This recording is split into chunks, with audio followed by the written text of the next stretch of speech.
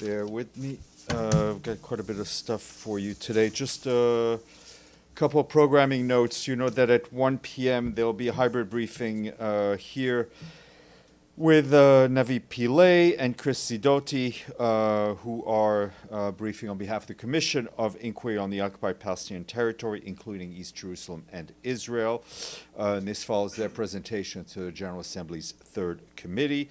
2 p.m. there'll be a hybrid briefing by Francesca Albanese, UN Special Rapporteur on the situation of human rights in the Palestinian territory occupied since 1967. And that will also be following her presentation to the Third Committee. Both will be virtual briefings. Tomorrow at 1:30 p.m., there will be a briefing here by Annalena Baerbock, who, as you all know, is the president of the General Assembly for the 80th session of this organization. She will be joined by Ambassador Sheikha Alia bin Saif Al Thani, who is the permanent representative of the state of Qatar. And they will brief you on the upcoming Second World Summit for Social Development, which is kicking off next week in Doha. At 2:15 tomorrow, there'll be a briefing here by the Director General of the International Atomic Energy Agency, Rafael Grossi. Then bring more paper, because at 3:30 p.m. there will be a briefing by Tom Andrews, the Special Rapporteur on the situation of human rights in Myanmar. He will be here in person.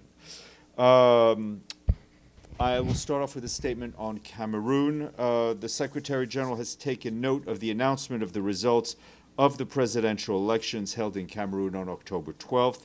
He is deeply concerned by the post-electoral violence and the reports of excessive use of force that we've seen.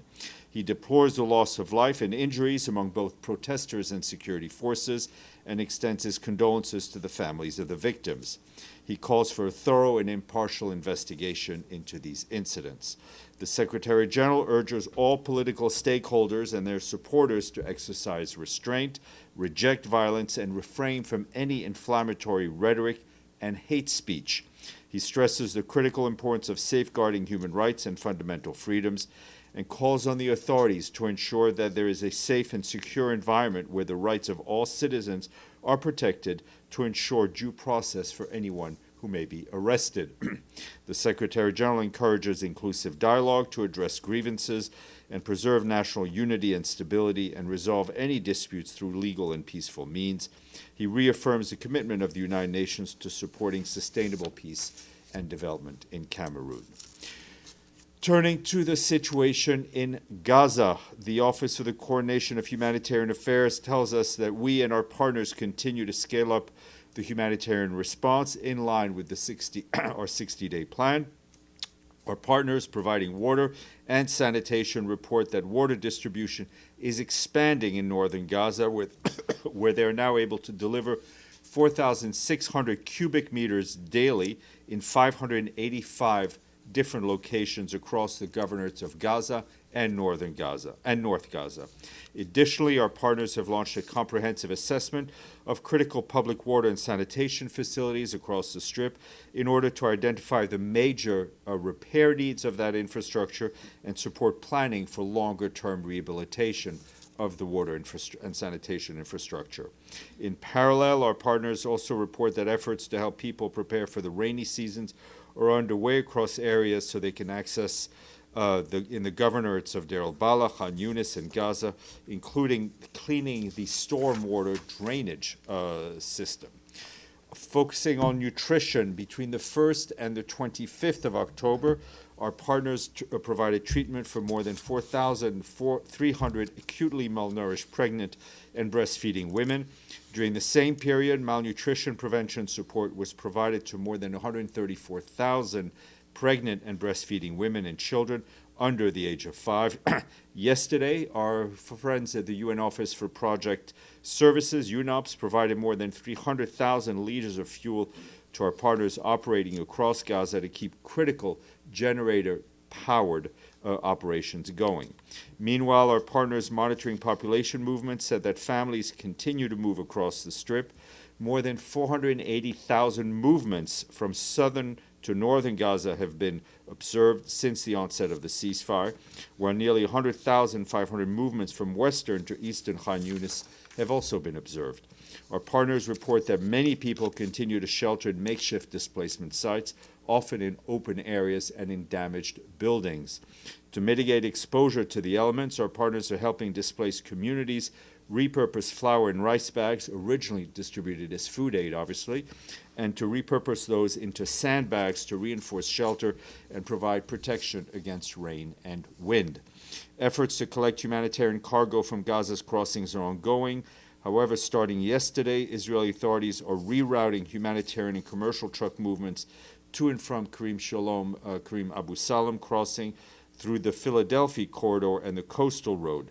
That's instead of the Morag corridor and the Salah ad-Din road.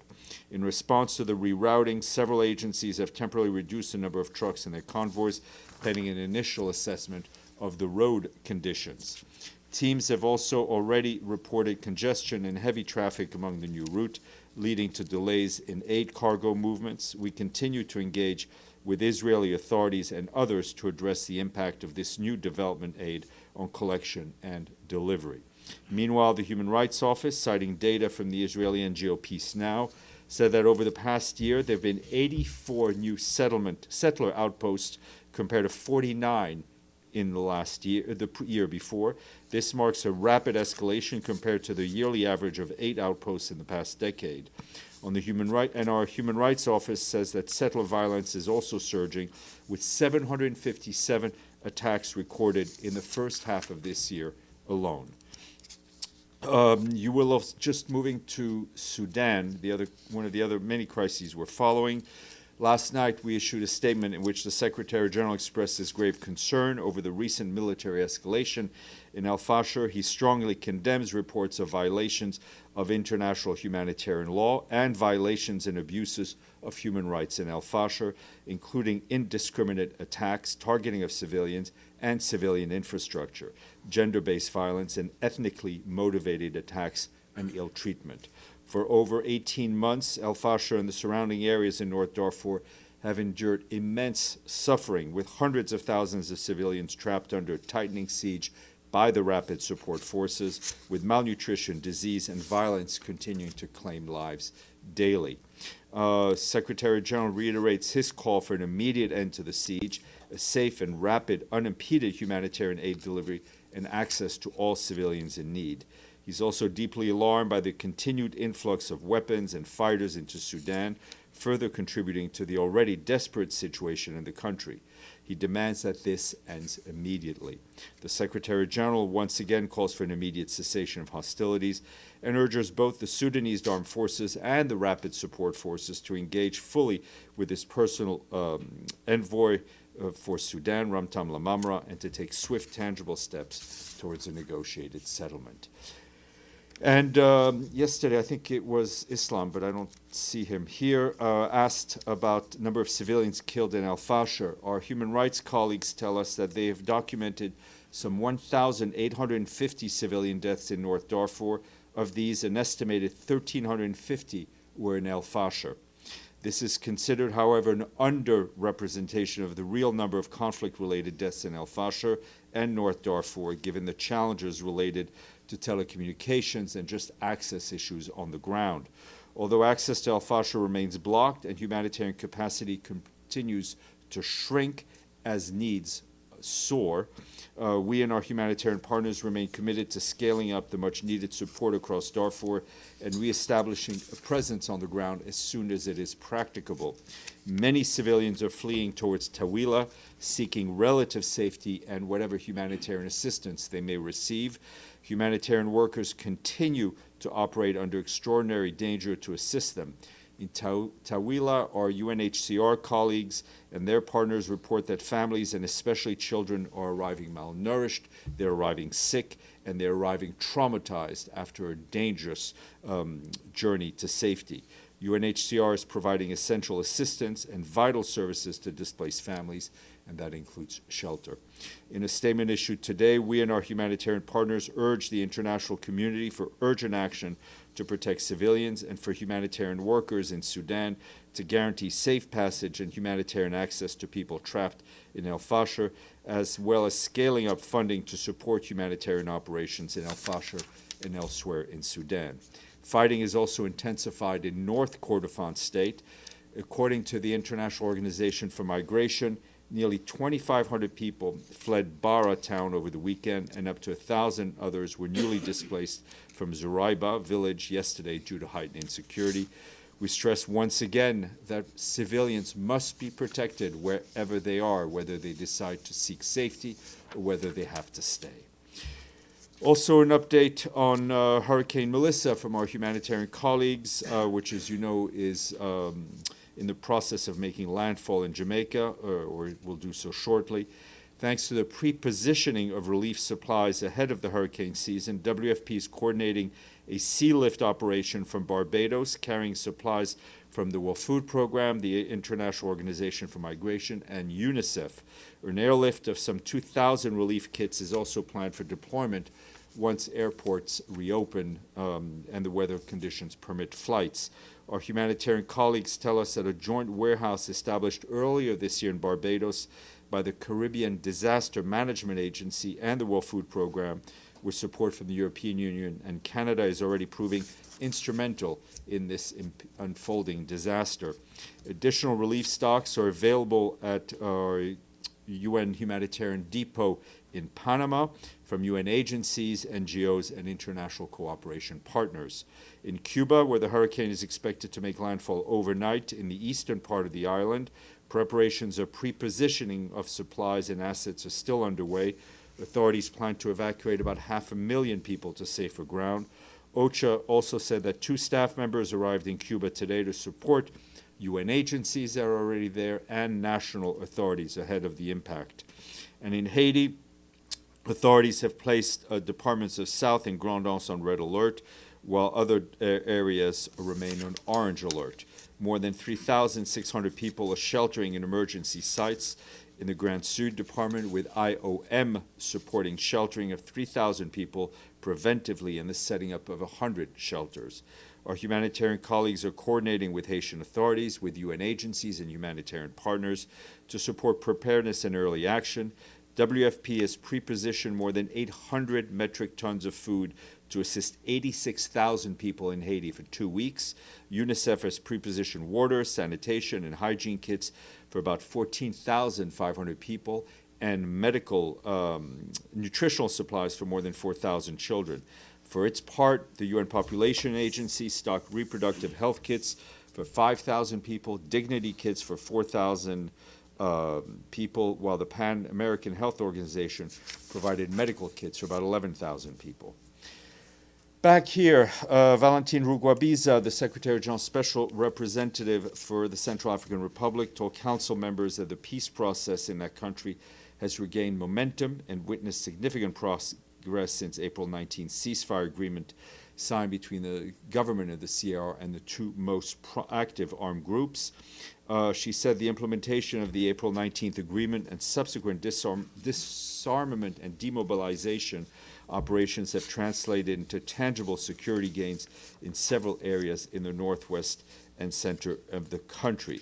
She also said that the presidential, legislative, and regional municipal elections scheduled for 28 December are expected to be a turning point to extend and consolidate the state's authorities as well as anchor institutional stability. The peacekeeping mission has continued to provide multifaceted electoral assistance as mandated as the electoral cycle has entered active decisive phase. She says the peacekeeping mission continues with its fully authorized strength and remains essential to support Central Africans in their quest for lasting peace, and also serves as a critical buffer against broader regional instability that continue to impact the sub-region.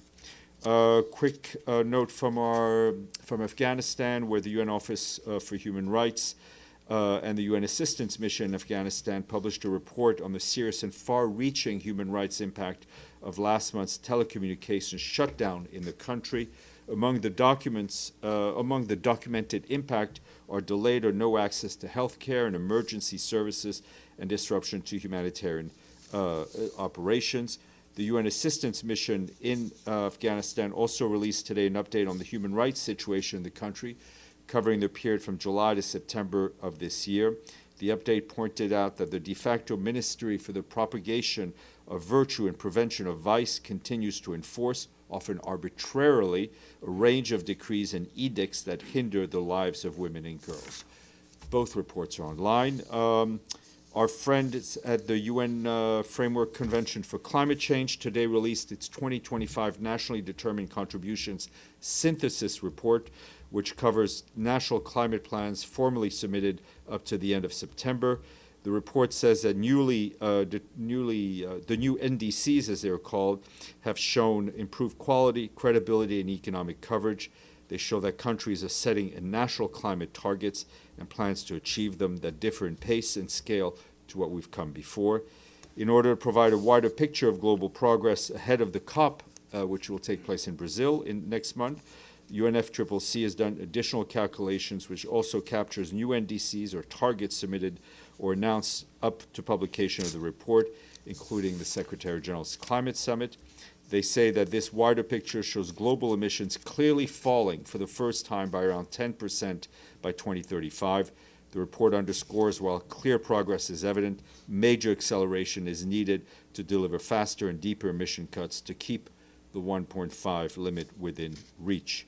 Both the Secretary General and UNFCCC have noted the science is very clear. It's entirely possible and essential to bring temperatures back down to 1.5 degrees after temporarily overshoot of that limit. Full report is online.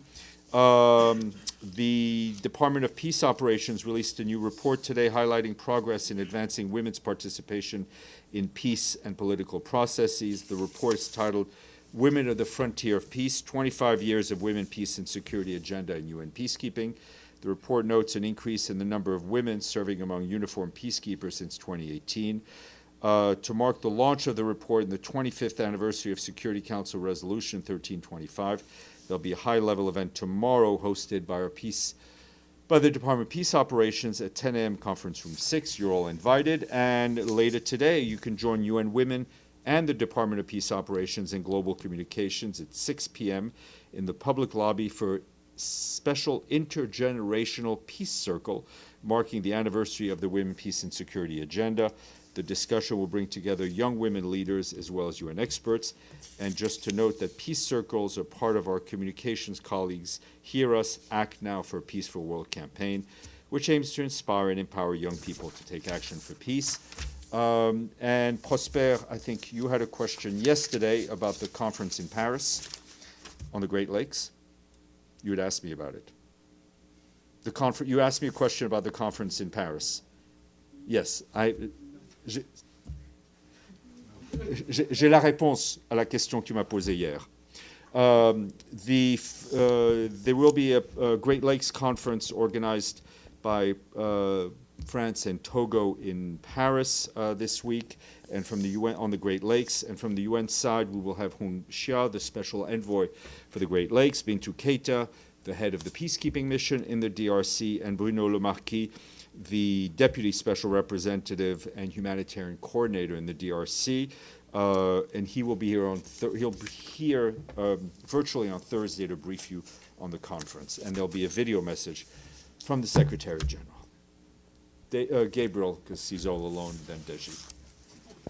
Thanks, Steph. On Gaza, can you tell us a little more detail about what are the complications with delivering aid now that Israel is forcing the aid through the Philadelphia corridor on the coastal route? Well, the issue for us is new routes that we had not planned for, and we need to test look at the quality of the roads so as to avoid damage to the trucks, and just it's an unexpected change of plans, but we're adapting.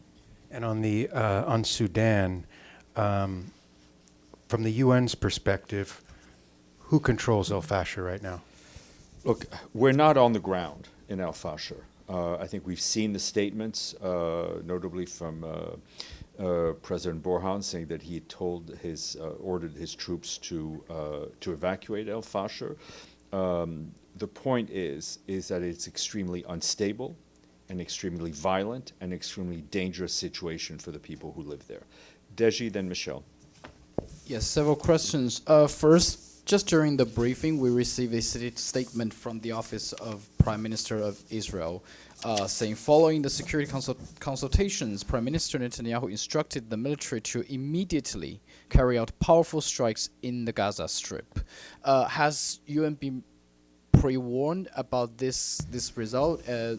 What is the position? I don't know if my colleagues on the ground have been pre-warned. I just saw the press reports as you came in. I can tell you that those reports are extremely concerning. We don't want to see the situation be set back.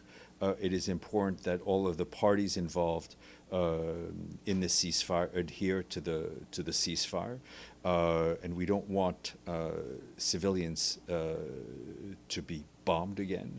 We don't want our operations to be derailed again. And you mentioned that 60-day objective day by day here in the briefing room. You give us all those numbers, but generally speaking, how much does this current situation fit? I mean, achieved for that 60-day target? Look, we're getting more aid in, right? We're distributing more fuel. We're distributing more water. More medicine is going in. We need a lot more, but we are, we've been saying since the beginning, we will utilize every space that is afforded to us to deliver humanitarian aid, and that's exactly what we're doing. Okay, one last question. The Jerusalem Post has been reported that a WHO representative told Israeli podcaster that in December 2023, international organizations has already discussed how important it would be to demonstrate the occurrence of a famine in Gaza to use it for communication political pressure on Israel. Have you read that report, and what's your response? I've seen the report. Listen, I've read the article. I think the word famine was explicitly used by us here at the podium, following a very thorough IPC reports. Michelle. Thanks, Steph. Just a quick couple of follow-ups. On Sudan, you mentioned some death tolls. What period is that from human rights? It's a good question. It's a very good question. Okay. I will try to find an answer to your very good question. That would be awesome. Yeah. And then just on the hurricane and all the UN preparations, has the US offered, or has the US been coordinating at all with the UN on potential help?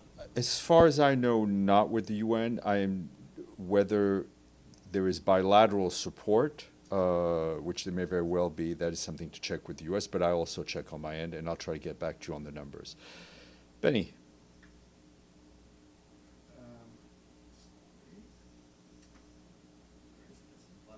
No, but it's... Okay, gotcha. It's only been 25 years, Benny, since you've been in the briefing room. I don't know. I'm new Yeah. here. Have you watched last night's game? Anyway, Steph, so you said that you just saw the report of the Prime Minister's order to attack. Mm-hmm.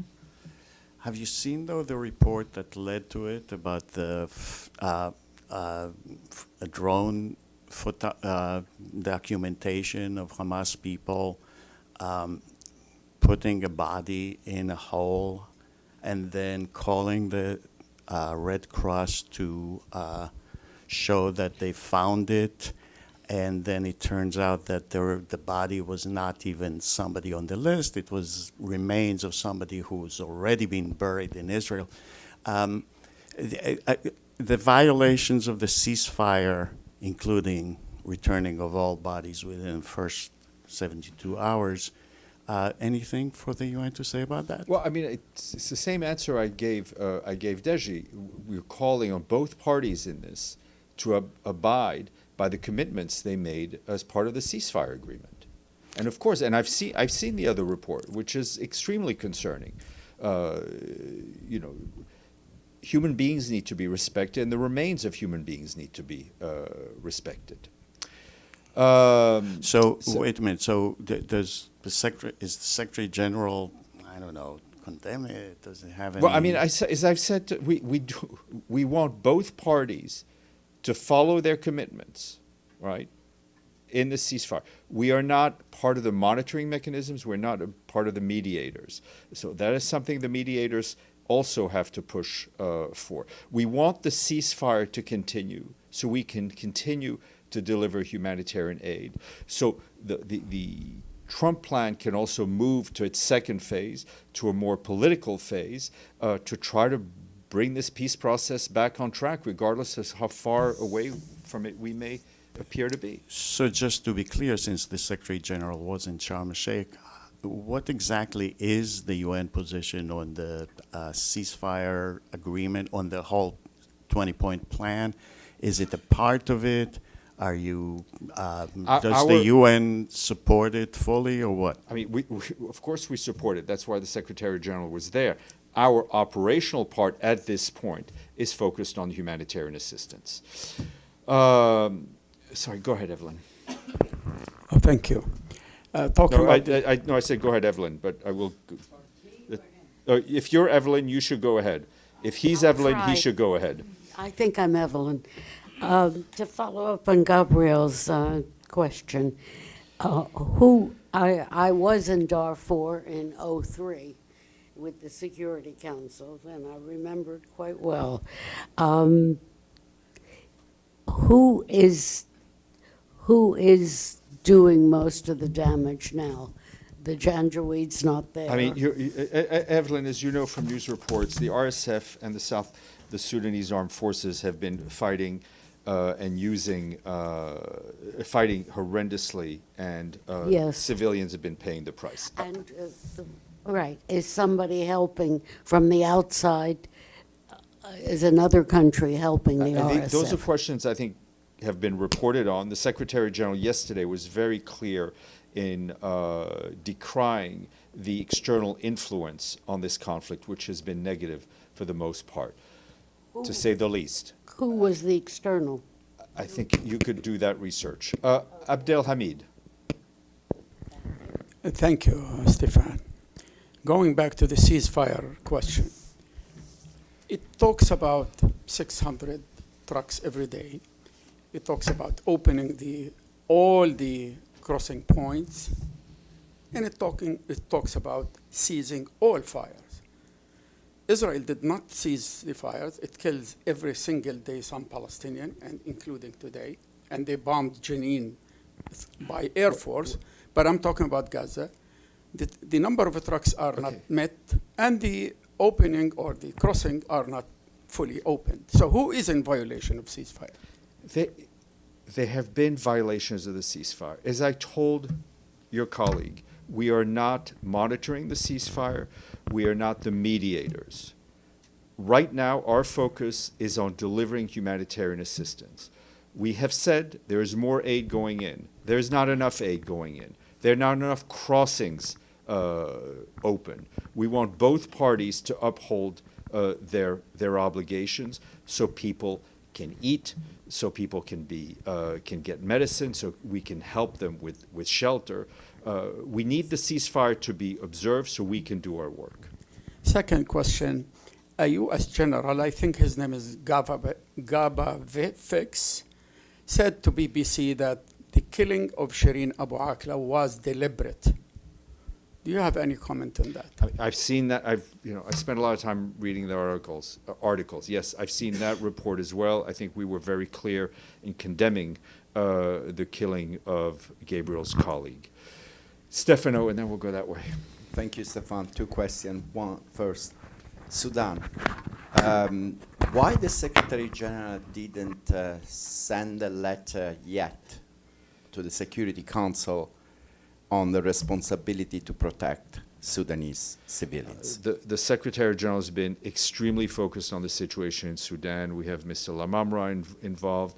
You heard, I think, yesterday, I don't know if you were here, Denise Brown gave a very explicit briefing. I know Tom Fletcher has been spending a lot of his time in the last few days dealing with Sudan, reaching out to various parties. When we have something else to report, I will share that with you.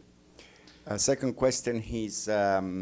And we have not been shy, let me add, we have not been shy in reminding the parties of their responsibility under international law to protect civilians. Good. Second question. Does the Secretary General believe that U.S. strikes that killed 14 people on alleged drug boats in international waters were legal under the UN Charter? I don't have a position on that as of yet, but I can tell you that we're very concerned by the increased kinetic activity that we're seeing out on the open waters. And what the Secretary General think about the Colombia's president called the U.S. attacks murders? Look, every time someone is killed, there needs to be accountability. Yes, Nemo, please. Thank you, Stéphane. I have a couple questions on Venezuela. Where does the Secretary General stand on the rising tensions between the United States and Venezuela, with the U.S. boosting its military presence there? I mean, as I said, we're concerned by the developments we're seeing in the region, whether it has to do in the Caribbean Sea, in the Pacific. It is important that there not be any greater escalation, and that all of these issues be dealt with diplomatically. Has the Secretary General been in touch with Venezuelan and U.S. officials to prevent further escalation? I've nothing to share with you at this point. Hold on, Prosper, and then Alex. I'm excited that you are paying attention to the ongoing situation. Your microphone, please. The microphone. Oh. Yeah. Okay. I'm excited that the UN is paying attention to the situation that is ongoing in my country. So I want to know if there is or if there are concrete mechanisms that UN has taken to make sure that Paris conference is successful, because there are many peace initiatives that have already been made in order to stop violence in Eastern DRC, but war is still raging on. People are paying heavy price. Thank you. Well, you know, the Secretary General very much hopes that the Paris conference will be a turning point. What we need to see is a unified will from the international community to support the Congolese people, both in terms of humanitarian assistance, given the underfunding of the humanitarian appeal, and in terms of political assistance and diplomatic assistance in order to settle the tensions in the region. Please. Thank you, Stéphane. Yesterday you shared with us the information that a new UN staff member was detained by the Houthis in Yemen. Can you elaborate as to if there is any reason for this person to be detained? Did the Houthis told you? And is it a national or international staff? All the staff that are currently detained, UN staff currently detained in Yemen, are national staff, but they are UN staff. They are our colleagues. There is no reason for them to be detained. As to why they are being detained, I think it's important to ask those who are doing the detention. Do you have any updates as No. to their situation as of today? No. Alex. Thanks, Steph. A quick follow-up on Mr. Grossi. Will he be here in person or online? He will be here in the flesh, in person. Yes, sir. So talks between the Afghanistan and Pakistan have ended in a deadlock after 3 days of negotiations in Turkey. Is this a cause of concern for the UN, as it could lead back to the clashes between the two countries? Yes, it is, of course, but we very much hope that even if the talks are on pause, the fighting will not renew. Okay. Okay, Steph? Deji. Yes, so, yes, go ahead, Mike, and then we'll go to Deji. Thank you, Professor Dujarric. A couple questions about your gift. Yeah, I'm waiting for the Rate My Professor review. 5 stars, for sure. Is the UN providing any legal counsel to Special Rapporteur Albanese and the defamation suit that was filed against her? What I do know is that our legal office has been in contact with the U.S. mission. We believe that sanctions against UN officials are not in line with the Vienna Convention. This is a private civil suit. This doesn't have to do. That's why with the US government. that's why I'm not that's why I'm responding to your question in a sideways manner, Mike. Second question. I'll try to turn it back upright. The Commission on Inquiry, as we know, the 3 members are retiring, resigning, coming up here shortly. Given the financial state of the UN right now, has the Secretary General recommended to the General Assembly an adjustment of their very expansive and expensive mandate? No, that would be up for the Human Rights Council to do. Okay, Deji. Yesterday you mentioned the temporary closure of the 42nd Street gate entrance. And this is what happened today on the 45th. You have all bunch of diplomats waiting to get in there if through just one open door. There are reports online that suggesting there is a sick out of the security people, which actually contradictory to what you said yesterday, I think. It's not at all. I said it was a staffing issue, So, which okay. means that not enough staff showed up for So work. can you give us some details about the It was state? not contradictory. Okay, so Okay. so what is? Can you give us more details about this? Yeah, staff I mean, issue? there is, I think, a number of security officers have not reported to work, and you should ask them what their motivation is. But I can tell you that in the face of the liquidity crisis confronting the UN, the Department of Safety and Security has had to look at reductions in operating costs, like every department. Right, as the majority of costs are personnel related, the proposed reductions aim to reduce the overtime cost incurred by the organization.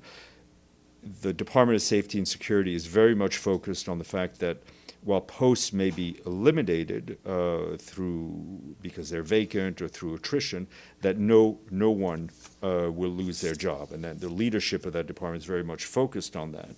And I think the specific issues, and again, I'm not going to go into details, has to do with break times and others, and it's understandable that staff would, anyone who works in any organization, if their things are being reduced, may not be happy. But we are facing unprecedented financial hardship, and lowering break times in order to avoid job loss is a necessary measure. But what I can also tell you is that the building is very much secure at this point. But do you have an expectation when will the service We hope people resume? will come back to work as quickly as possible. Okay. On that note, I will leave you in the hands of the next briefers and enjoy what remains of the day.